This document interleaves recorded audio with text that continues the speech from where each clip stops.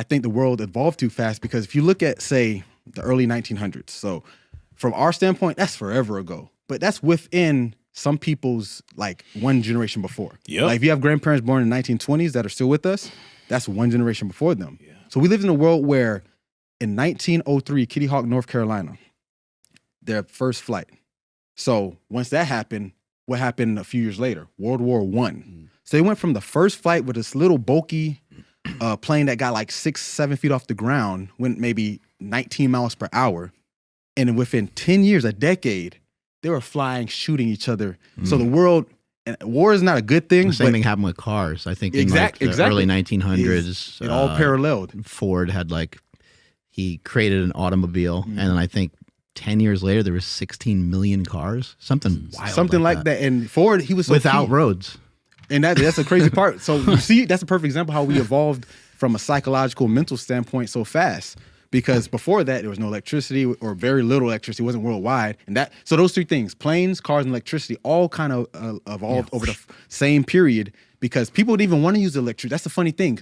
People were collectively against it because there was a big incident in New York. I think it was in the city, though. And this guy was working on the wires, right, up top. He slipped and got electrocuted in front of hundreds of people. So a mass execution. Demon. So electricity is demonic. Basically, that's exactly what happened. So Thomas Edison, name sound familiar, and the different companies, General Electric, all of them were trying to prove like, no, this is safe. So you know what they did? Kind of looks dumb looking back, hindsight, but in the moment they thought this was good, they started executing animals to show how humane electricity was. It's like, see, that elephant got electrocuted. He's dead. It was quick and easy. Like, what? God. You just killed an elephant or a horse. So get to the point. The electric chair. But that was the next step. And they did a human, and it was horrible. Because they used DC current instead of AC current. And you know, Tesla, he's the one that said, let's use AC. Yeah. And everyone who backed him, Westinghouse, they're like, yeah, this is the way to go. Edison wanted DC because Edison, great entrepreneur, amazing, brilliant man. But he was hard-headed in his ways, and he lost that battle. Yeah. But get to the point, we went from walking horse and buggy to planes just getting 8 feet off the ground to fighting in wars, and then 50 years later to the moon. And then now we can talk to people in instant seconds. So going to the point of depression, or just mental health in general. If we compare each other of how efficient we are in responding, because communication's key, right? It's cliche, communication is key, but communication has changed. Yeah. Because think about this. In our parents' days, Chris Rock made a joke about it. He said, my father would go all day to work. I could have died, and he wouldn't know until he got off at 8.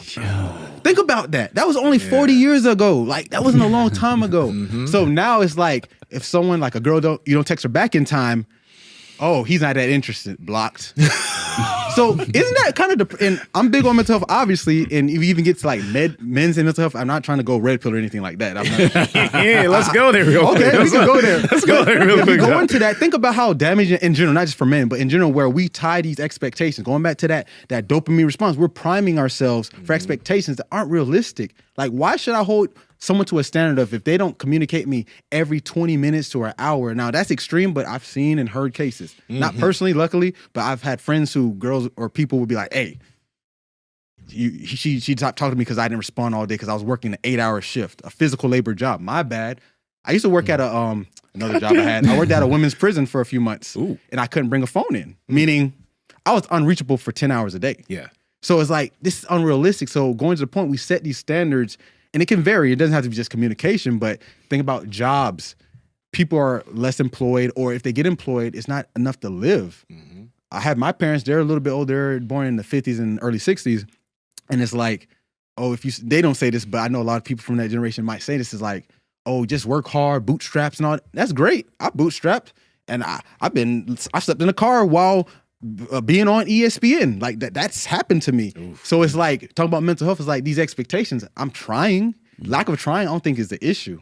I think it's just we have these standards that aren't congruent with what our expectations are. Like we expect here, but we can only give there, and that gives this incongruence where our brain, going back to that those 3 cycles I talked about, the perception, the planning, the error detection, and the reinforcement. So now perception is, okay, this is how my life should look.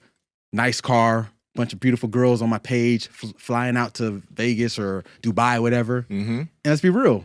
99.9% of people will never go out the country. Matter of fact, the poorest person in America is still collectively better than majority of the world. Yeah. So if that's the standard we're trying to put on the forefront when we say the world's so bad, and it's like, well, that's what we're living in, how can you expect to have a good mindset? Not saying it's a cop-out, but it's like, that's what we're working with. So we need to have a better, I guess, standard of where we want to be and where we should be. Yeah. What do you think people need? Like, are there some like needs that people need to head towards in order to maybe not have depression or anxiety? Keep it simple, because the more you want, the more you're going to need after that. And the more you're going to need after that. Like I joked earlier, I left my shoes on the way here. I came from Florida. Got here, I was like, dang, I had to run and get some shoes. I got some cheap $20 shoes. They already broke. I had them for all of, Oh man. I won't even say a day, because I got Insert here. Vivo ad here. And I usually wear those, right? Hey, give me a deal, Vivo. But yeah, so that's the world I live in. I'm simplistic. Like I said, I don't wear anything really if I have to pay for it. Like I wear my stuff. I wear Dustin's brand. I work with Juliana Pena. I wear her brand. I wear Phil's brand. If you got some stuff, I wear your brand. I'd like to get my clothes that way. Call me weird or cheap. I don't know what you want to call it, but that's how I wear all my clothes are that. So it's like, that's just an example, but it's like that standard of you're always going to want more.